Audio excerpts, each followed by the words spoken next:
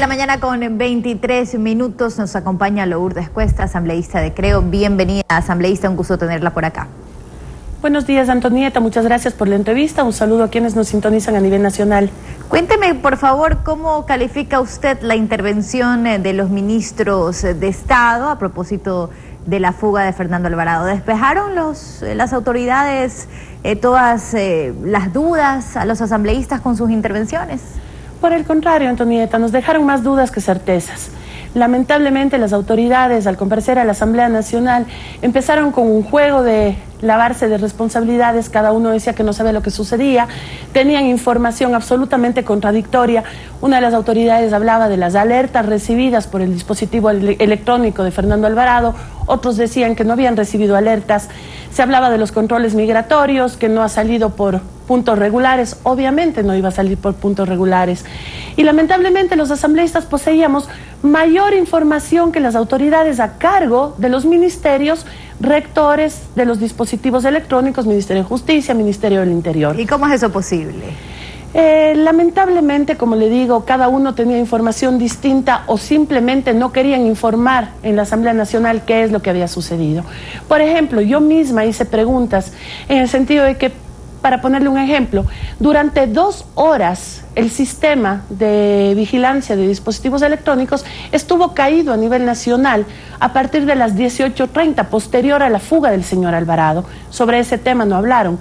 Tampoco nos contaron algo que ya sabíamos, que el gerente de proyecto, es decir, quien está a cargo de todo el sistema de dispositivos de vigilancia electrónica, había renunciado 2 días antes de la fuga de Alvarado y no se había informado a los operadores de la existencia de un nuevo gerente encargado que asomó en horas de la noche del día 20 de octubre, que fue ya cuando el señor Alvarado informó que se había ido.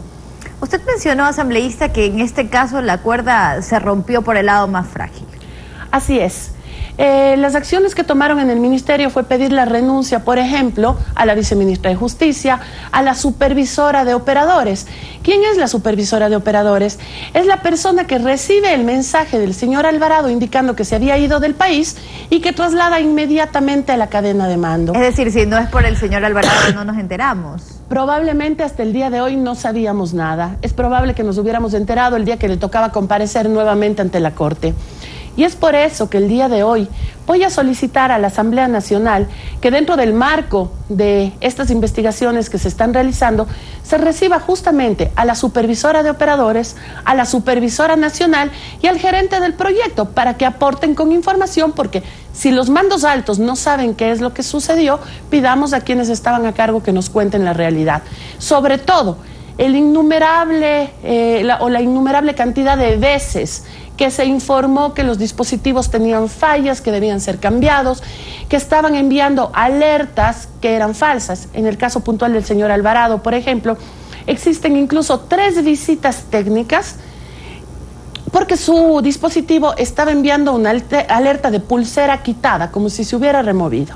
De hecho, la última visita técnica que hace el señor Alvarado, que es del 28 de septiembre, ingresa con esta alerta de pulsera quitada, le hacen la revisión y sale con alerta de pulsera quitada. ¿Qué quiere decir esto? Que no estaba funcionando el dispositivo. No se solucionó el tema. Así es. ¿No se descarta un juicio político, asambleísta? Por supuesto que no. De hecho, con mi compañero Homero Castañer hemos informado y hemos dicho al país que estamos nosotros queriendo establecer responsabilidades políticas y todos los caminos señalan al Ministerio de Justicia y, por supuesto, al ministro encargado. De hecho, las autoridades que comparecieron a la misma Asamblea Nacional indicaron que era absoluta responsabilidad del Ministerio de Justicia lo sucedido. No hay cirugía mayor, asambleísta. Es lamentable que eso no exista y es lamentable escuchar a los mismos personeros del gobierno hablar de infiltrados, de topos, el decir que van a hacer una purga de todas estas personas, cuando en realidad estamos viendo que seguimos viviendo un estado de impunidad. Le escuchaba hace un momento a Nancy Córdoba y parte del ánimo de los ecuatorianos de el no confiar en lo que está sucediendo es justamente estos casos de impunidad, que las personas que están procesadas por temas de corrupción entran, salen del país, no pasa absolutamente nada, mientras los ecuatorianos siguen sin trabajo, siguen buscando el día a día cómo alimentar a sus hijos, mientras quienes son procesados por millones se van del país y nadie dice nada. Se habla de tomar acciones claras, de tomar acciones contundentes, pero ¿cuáles son estas acciones? ¿Cuáles son las medidas que se deben de tomar para que este tipo de casos no se repitan? Recordemos que hay algunas personas del pasado gobierno, exfuncionarios que están siendo investigados. Bueno, aquí yo creo que tiene que haber una vigilancia ciudadana definitivamente. El que los ciudadanos estemos vigilantes ante la justicia y exigir que se cumplan con las normas legales, que se sigan los procesos necesarios, es muy importante. Y nosotros desde la Asamblea Nacional, dentro de nuestras competencias, por supuesto, ejercer la fiscalización del caso. Investigaciones que nos lleven a tener al menos más claro el panorama de lo que está sucediendo. ¿Cómo puede ser que los sospechosos siempre estén un paso adelante de la justicia, asambleísta? Eso es justamente lo que preocupa. Resulta que en el caso, por ejemplo, por poner uno de los ejemplos que ha sucedido aquí en el país, del señor Ramiro González, él ya se había ido del país antes de que le hagan los allanamientos. Resulta que todos saben lo que va a hacer la justicia, qué es lo que cómo va a proceder, menos los operadores de justicia. Entonces aquí tienen que haber ya responsabilidades, tienen que actuar con seriedad y tienen que responderles a los ecuatorianos. El grillete, ineficacia, complicidad, ¿qué es lo que ha pasado en este caso, asambleísta? Yo creo que es un poco de todo. Primero hay que recordar que existe ya un informe de Contraloría con responsabilidad penal hacia la ex ministra de Justicia, Lady Zúñiga, porque el contrato de los grilletes le costó al Ecuador 14 millones de dólares. 14 millones de dólares en un sistema que se supone que sirve para que nuestras cárceles o centros de rehabilitación no se encuentren hacinadas como están el día de hoy y que las personas que están siendo procesadas con esta medida cautelar puedan incluso defenderse en libertad.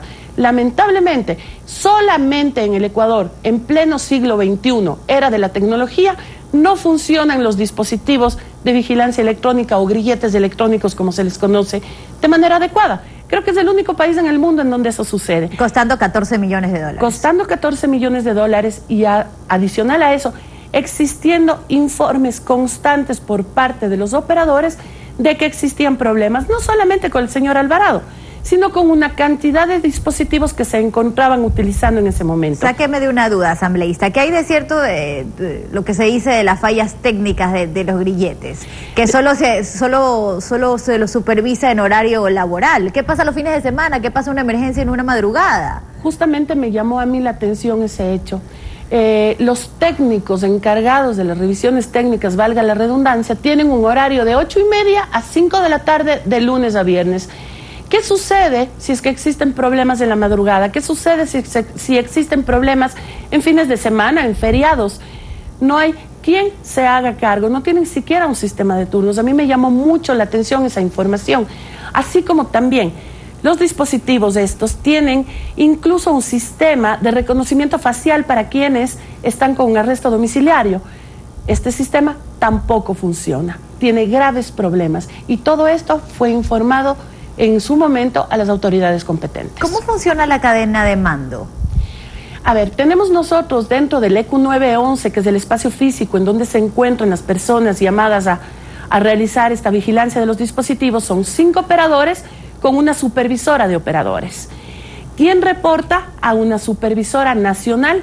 Esta supervisora nacional tiene contacto y reporta al gerente de proyecto, y el gerente de proyecto es quien tiene el contacto con los mandos altos, es decir, con los ministerios y viceministerios. Y lamentablemente aquí, como decía hace un momento, la cuerda se cortó por el lado más débil.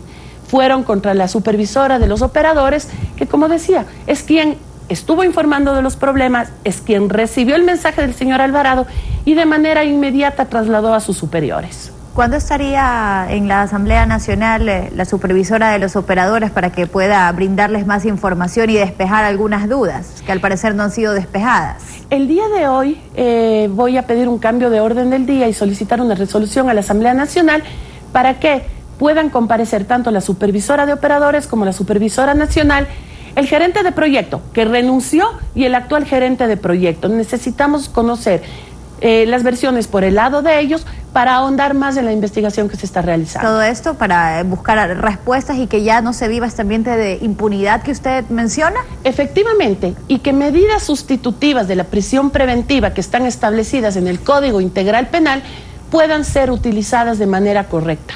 Gracias, asambleísta, por acompañarnos. A usted, muchas gracias. 7:33 a.m. Hacemos una breve pausa comercial, amigos televidentes, pero regresamos con más información. No se vayan.